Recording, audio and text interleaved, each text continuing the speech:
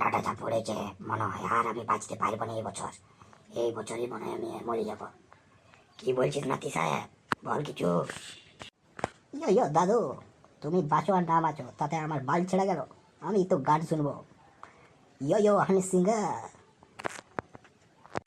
শুয়ারের বাচ্চা, আমি বলছি মরে যাব আর তুই এদিকে গান শুনবো করছিস? লজ্জা লাগে না?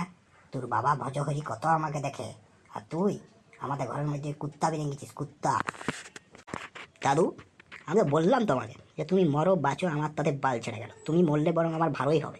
জানো তোমার যত জমি জায়গা আছে সব আমার নামে লিখে নেবো, আর তোমার মোড়াতে আমি কবজি ডুবিয়ে খাসির মাংস খাবো।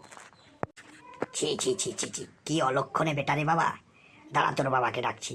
এই ভজহরি, ভজহরি, এদিকে আয় তো।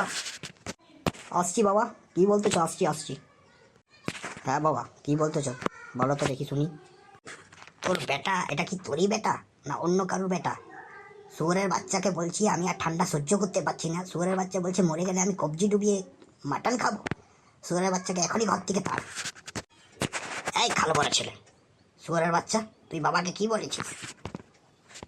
ইয়ো ইয়ো, কেন তোমার বাবা কি বাংলা জানে না? আমি তো যা বলেছি বাংলাতে বলেছি, ঢিক্কা চিকা ঢিক্কা চিকা ঢিক্কা চিকা।